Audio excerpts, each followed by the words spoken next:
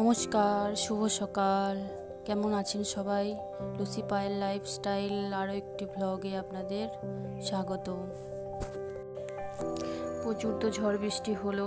ঝড় বৃষ্টির পর টাইম ফুলের যে গাছগুলো দেখুন একদম শুকিয়ে কীরকম হয়ে গেছে।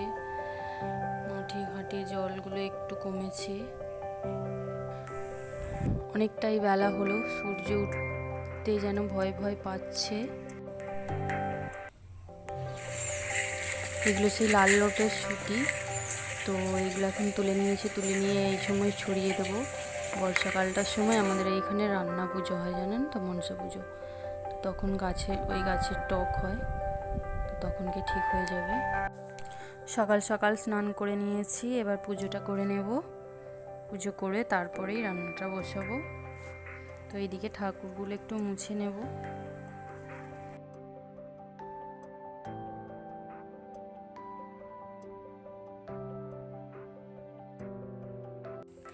এগুলো রূপোর লক্ষ্মী গণেশের মূর্তি। প্রত্যেক বছর ধনতেরাসে একটা করে কবছরই নেওয়া হচ্ছে। চলুন এবার শিবকে স্নান করিয়ে নেব। ঘি মধু একে একে মাখিয়ে দেব।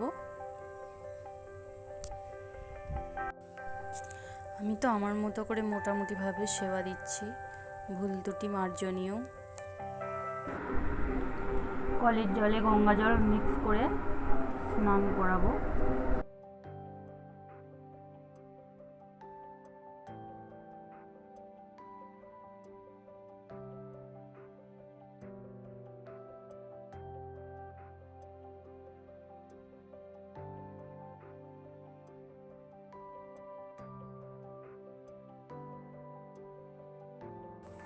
ভিডিওটা ভালো লেগে থাকলে একটা লাইক করে দেবেন, আর চ্যানেলটা সাবস্ক্রাইব করতে ভুলবেন না, যাতে আমার ভিডিও সবথেকে প্রথম নোটিফিকেশন আপনার ফোনে যায়।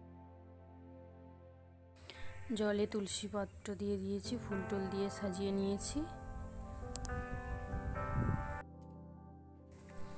গণেশের প্রিয় দূর্বা, তাই দূর্বা দিয়ে দিলাম।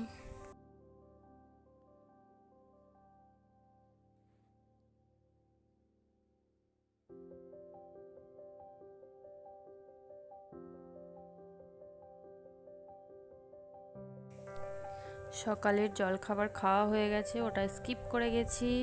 তো এবার রান্নার জন্য প্রিপারেশন নিচ্ছি।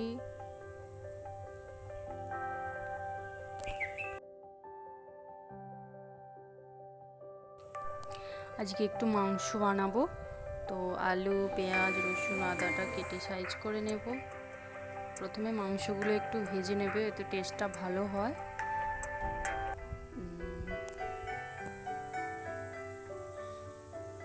মাংসর পরে আলুটা ভেজে নিয়ে নেব। তো আর কিছু সবজি নয়, আজকে এই মাংস কষা কষা মাংস, ঝোল আর ভাত। তো এখন আমি ঠিক করেছি যে 30 দিনে 30টা ব্লগ ভিডিও দেব। দেখি কতটা কি দিতে পারি। তো এখানেই ভিডিওটা শেষ করছি। সবাই সুস্থ থাকবেন, ভালো